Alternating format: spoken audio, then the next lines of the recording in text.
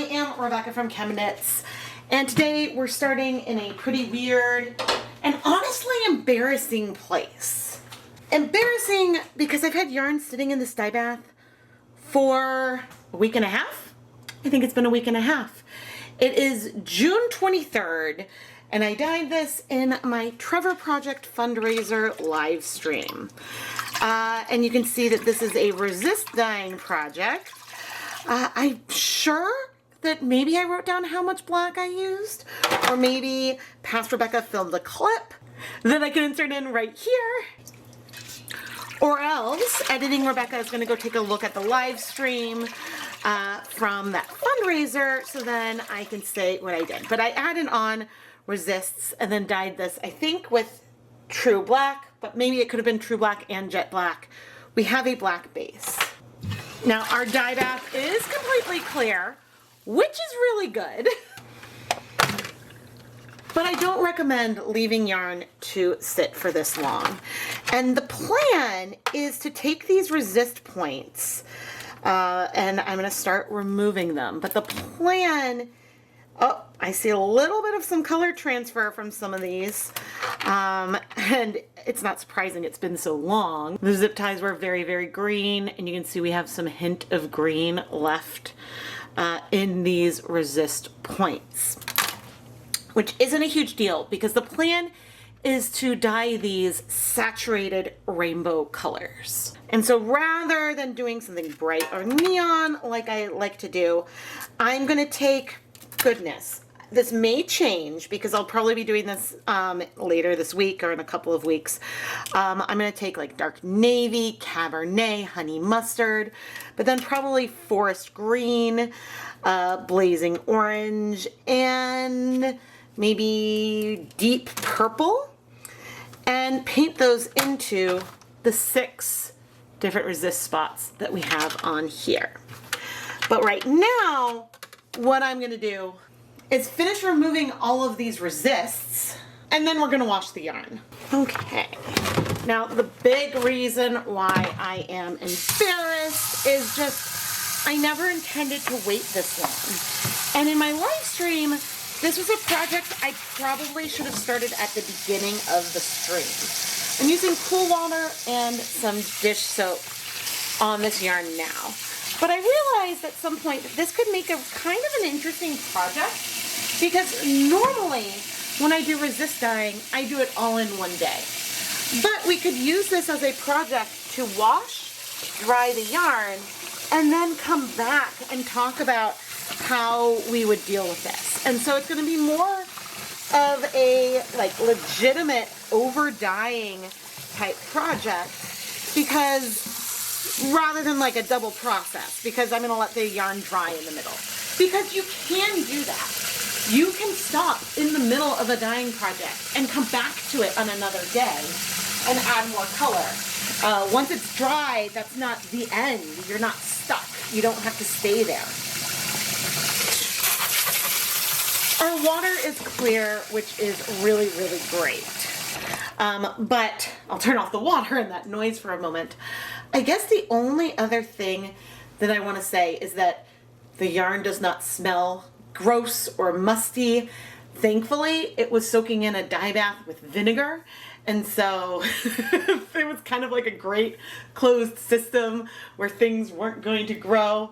But yeah, I'm embarrassed that it took this long for me to come and take care of this. So anyway, what I'm going to do after this is I'm going to put this yarn through my spin dryer. I'll rinse it one more time to remove any other soap, but then I'm going to put the yarn through my spin dryer, hang it up to dry, and then we'll come back, take a look at the dry yarn before pre-soaking it to actually finally dye it. But again, the reason why we're doing all this right now is that I know I don't have time to dye it today, and maybe I can dye it tomorrow, but who knows? We may as well rinse and let it dry. And I could have left the zip ties on, but it's more fun to remove it. Here is our yarn at what is possibly the most intermediate step later. Now, the colors have definitely shifted in their placement, the white spots, versus if I had just removed the zip ties and kept things wet. So There may be a little bit of effort to get the colors on, but the colors are also gonna bleed out from where I've placed them, so that's not a bad thing. We do have areas that are clearly more light gray.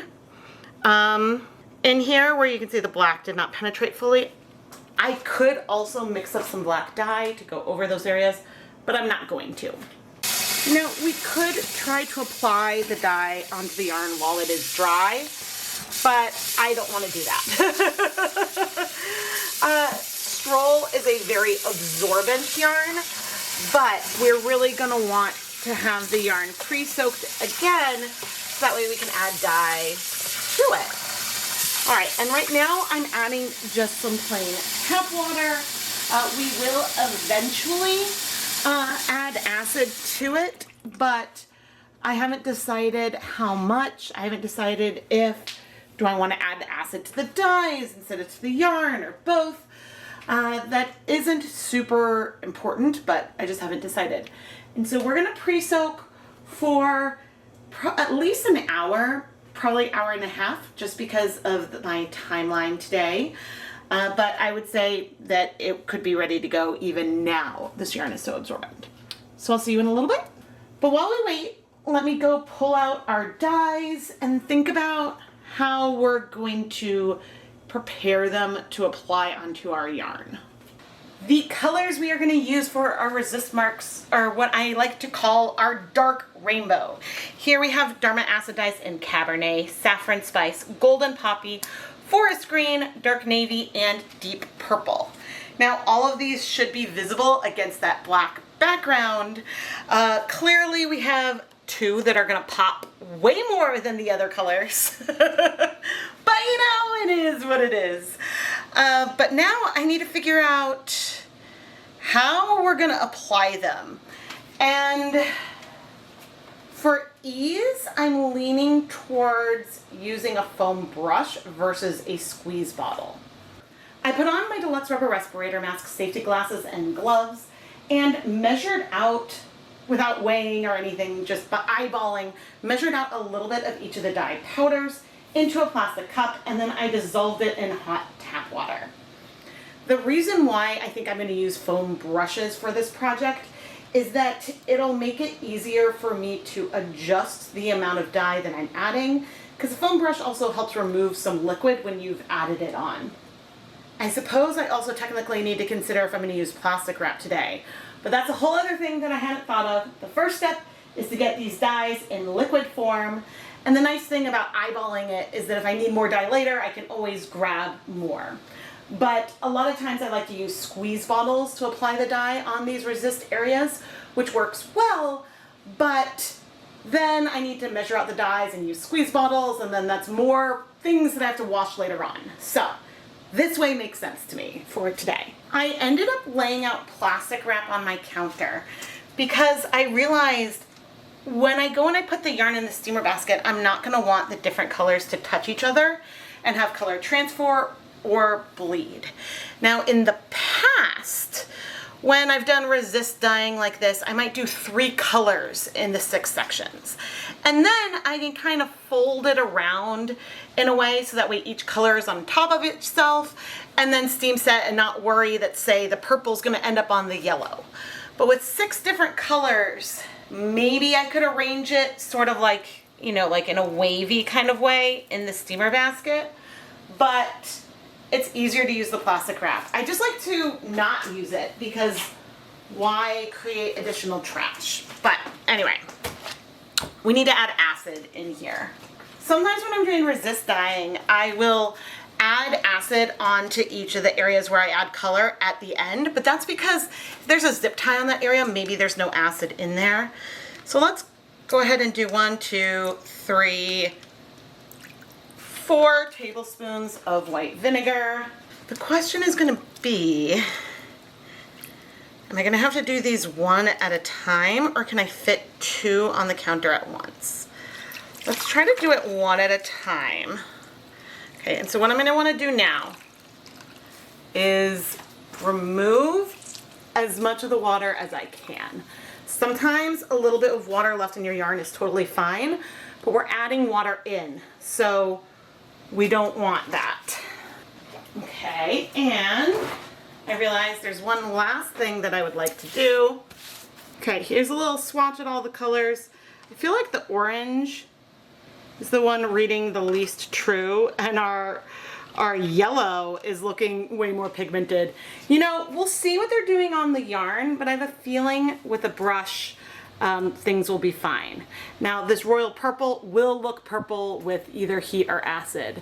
So I would say intensity-wise, the ones that I want to add more water to would be the Cabernet. I'm going to add a little more water in there. And then I think to our yellow, I need more water. Just because that swatch, and there could have been some powder on our thing, that is looking way better to me now. The swatch just looked a little pigmented. So we may need to add more dye to the saffron spice, but that is something we can also adjust as we go. And again, this looks brown, but this also looked purple until it was on the paper towel. Okay, now we're gonna spread this out. And I did have a question of whether I thought I could fit 2 skeins out at a time, and I don't think I can easily, because I think I'm gonna need to spread things out a lot more than I would have needed to do otherwise. And I think the reason why I need to spread things out so much more is just because of that shift that I mentioned earlier. Let's go ahead and start with our yellow. Let's do this one over here. I guess I choose Golden Poppy, huh? All right, this is going slow. Kind of wish I picked Honey Mustard. The Golden Poppy is very orange, but you know what? Maybe this is gonna help read way more yellow in this burnt colorway than the yellow otherwise would be such a standout. This is an issue with sometimes picking a swatch versus picking the color. I do feel like this color could be more saturated.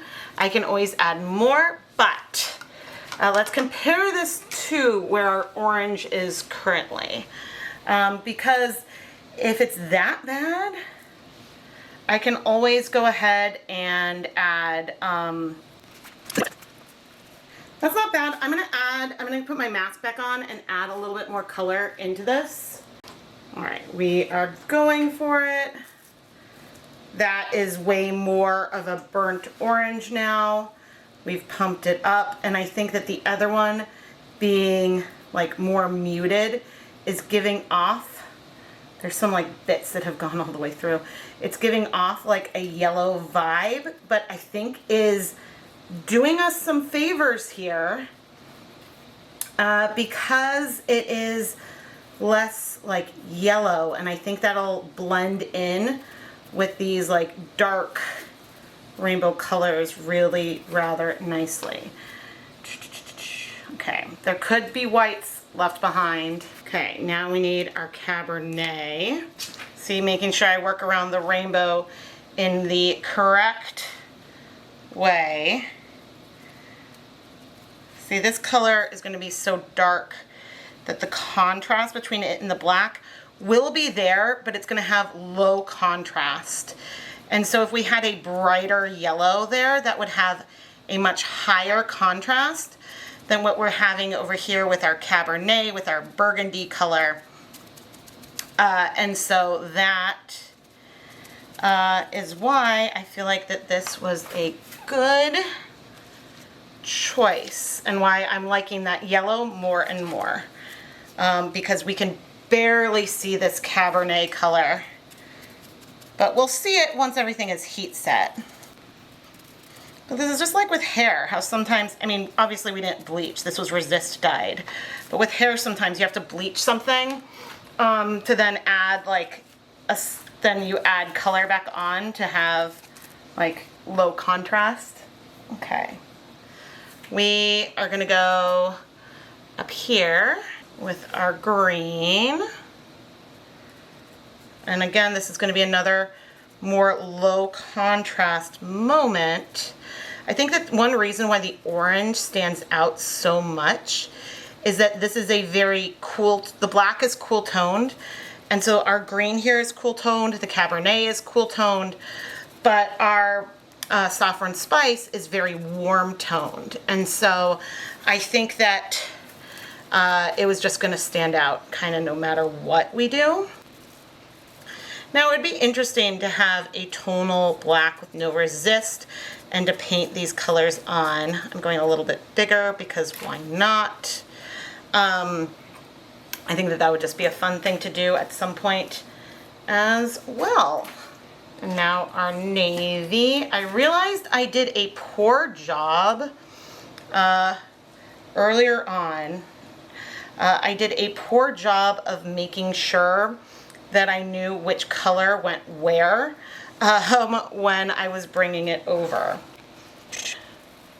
I'm glad I deepened that orange, but I'm glad I also remembered that the purple can look brown in solution, which was one thing that confused the crap out of me the first time I ever used it. Now that color, we're gonna just say that that should be navy, and I could be making a mistake here. Some of those could have been supposed to be green, but you know, it is what it is. Again, this would have been easier had I dyed all of this the day that I dyed the black and everything. I'm gonna need to go reduce the heat. But sometimes life happens, and then you need to modify your plans and do something else. Let's see. I feel like this is a color that we can maybe watch become more and more purple over time. I am so nervous, you guys, about setting this off to the side that I'm gonna knock it over and spill it. But I also am afraid that if I set it right here, then I'm blocking your view. But you know what? It's making me less nervous of a spill. And ultimately, that is very, very important. We do not want any spills. No siree. And now as some of these colors bleed into each other, ultimately that is going to be okay. I feel like I'm seeing like a hair of Stellina stuck on there, which is amusing me to no end. Okay, but now I just need to wipe up this little bit of extra dye that's over here. I feel zero need to add any acid on any of those areas, but I feel like I have to move my glasses up. I feel like we're pretty good. I mean, I'll be honest, I can't really tell where I added the navy. I can see the green well, I can see the Cabernet and our deep purple pretty well. And then obviously I see these two colors, but I think that that's just the way that it's going to be. So I'm going to go ahead and we're going to start wrapping this up. The goal really is just to prevent the colors from touching each other as much as possible. There's not that much liquid in here, and since those blacks are all set, we're not worried about the black moving. So that is awesome. But I'm now going to pop this in my steamer basket. Oh dear. Put the steamer basket actually in the pot. See, I popped it in like this, but I almost put it directly in the pot. That's not what we want. Now I'm gonna pop the lid on there and we'll steam set that for 30 minutes. And in the meantime, we're now going to come in and dye the other two. The nice thing about dyeing a repeating rainbow like this is that it does not matter where I start on the skein. As long as I go red, orange, yellow, green, blue, purple, it's going to have the same end result as if I reversed even the order and did the colors in sort of like the opposite direction, because you can always flip the skein over and then it'll be the same direction. Now the start of the skein could be in a different place on both, but that could be the case no matter how I set things up. Now the skein I put in first is going to be steam setting longer than the next two skeins, just because it's in the basket. I'm going to be adding the others to the same basket. There is no problem with that. Steam setting for, and it wouldn't be an hour and a half, but steam setting for an hour and a half is not going to harm the yarn. And so that is not something that we need to worry about at all. I now have the heat turned off. And you can see a tiny little hint maybe of what I'm doing with all the dye that was left. But I'm now going to remove our very steamy yarn and set it aside to cool completely. Now, because it is wrapped up in these, what I like to affectionately call jelly rolls, it's gonna take a long time to cool off. A lot longer than it would if the yarn was not wrapped up in something plastic to help hold the heat in. But I don't think I want to open it until we're ready to wash the yarn. So, setting it aside, we'll see you in a bit. And by a bit, I mean a few hours my time. I need to unwrap the yarn from the plastic wrap, and I'm not wearing gloves, so hopefully none of it will get on my hands. Well, one observation I made while I'm opening this up is that I see the yellow and the orange. Okay, I see our green. The blue and the purple are nearly invisible, as is the Cabernet. I have a feeling they're gonna show up more once I remove the water, but maybe I need to plan this out a little better to work. I'm sure when it's dry, we're gonna see everything really, really well. But for now,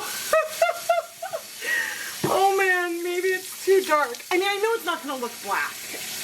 It shouldn't look black, but I added some dish soap and we're gonna now fill this up.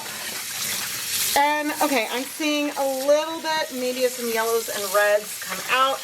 That green is popping more for me, which is wonderful.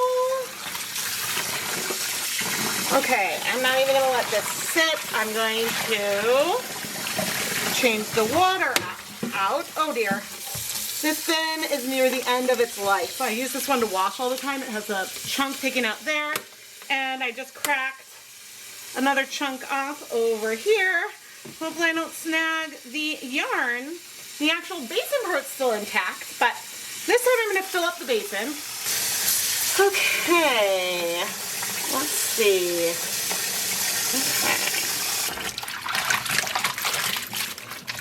All right, a little bit of some orange color cutting out. I think that that's pretty standard with, I don't know if it's the honey, oh, it wasn't honey mustard, was it? It was golden poppy. I don't know if that's typical with that color. Thanks, honey. But I'm expecting that it will resolve quickly. I'm gonna once again fill this up with water. Okay, let's see. Oh, we're looking way better.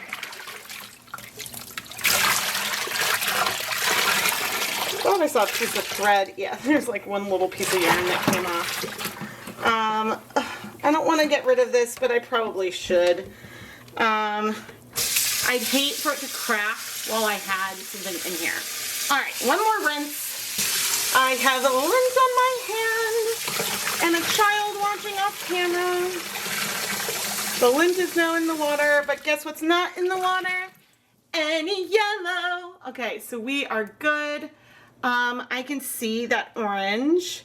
I mean, there's definitely like purple in there. I'll pop in when we're out of the spin dryer so we can know if I can see the colors any better. Okay, we're out of the spin dryer, so we have more drying to do, but there is our out of focus. There's our Cabernet. We've got our forest green. I see our deep purple and our navy. The colors pop. You just need it to be dry. So I'm sure we'll see them even better once it's dry. But, phew! Mom, is that white or is that some non-dyed parts? It's just an undyed, slightly less dyed part. I got it. All right, see you when it's dry. It does look cool. Thanks. Okay, the yarn turned out really, really cool. But seeing it dry, there are all of these light gray patches that aren't quite what I was going for. And some of this happened because, for example, if we had zip ties here and here, there's yarn that's then more in the center there that didn't get as much color. So that is something that we could deal with by lowering the acid that we're using when we're dyeing that resist layer, having the pot be less crowded. There's things that we could do there. I also could have had some black dye on hand as we were painting on these different saturated colors, and I could have hand painted and spot checked the black in those areas. Now, in the grand scheme of things, the little bits of pastel gray / white aren't bothering me really. I actually think that it makes the colorway a little bit of fun, and it's almost like a little bit of breath of fresh air. But I like what we ended up with. I think that this would have been better. Gosh, it's hard because our, what was it? Golden Poppy is so much more bright than everything else. And even the Saffron Spice is really, really bright. And I think I almost would need to use something like Fawn that is more brown to be our deep orange, because then it would be less popping than the other colors. Now I promise, even without overexposing things, you can see the navy and the purple. You can see the Cabernet and the green. I know we're a little overexposed right now, but these 4 colors really do disappear against the background more than our quote yellow and orange that are so bright. They're standing out so much. Now, maybe I could have played around with the saturation of all the colors a little bit more to have more contrast. I don't know. I'm really curious to hear what you have to say. Now, I can say for sure that I'm very interested in doing a colorway that is sort of this side of the colors, because I think even though the green pops a little bit more, the depth and the tone of those colors feels a little more similar. But I am very curious to hear what you have to say. And of course, one option here would be to glaze over everything with black, which would tone those bright areas down more than these more subtle areas. But I like where we are. I'm just thinking about how I could improve it. The other thing worth noting is that while our color progression is the same in each one, you can note, especially by like where some of these colors are placed next to one another, that we do have differences in the amount of size between each color. And so from skein to skein, even though they may look and feel very similar, the placement of each color will be a little different, and so you would probably want to blend them if you're going to use multiple in one project. And so don't get me wrong, these colorways are very, very beautiful and fun, and I'm really happy with this project. I just hope, gosh, I hope I know the proportions that I use for the black so I can have notes for that in this video. And it's always fun to think about how you might tweak something moving forward. But I would love to hear what you would do differently, so please let me know down in the comments below, and I'm going to go twist these up. Twisting up the yarn can give a little sense of what it might feel like with those flecks of color against the dark base.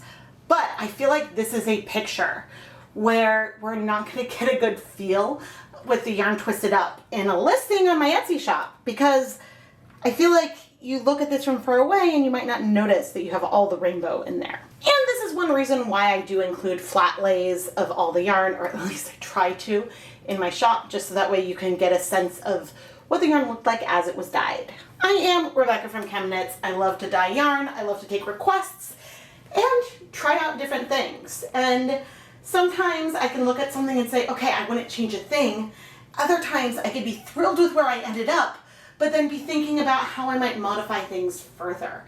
And I have to say, I love both situations, but my favorite is probably when at the end of the video I'm thinking, what are all the things I would do differently?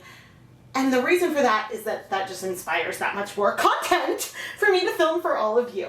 So I really hope that you've enjoyed this video. Subscribe, do all those YouTube-y things, and if you love the yarn I dye, go and check out the ChemKnits Creations Etsy shop, which is filled with hand-dyed yarn that's been featured in my videos. Thank you so much for watching.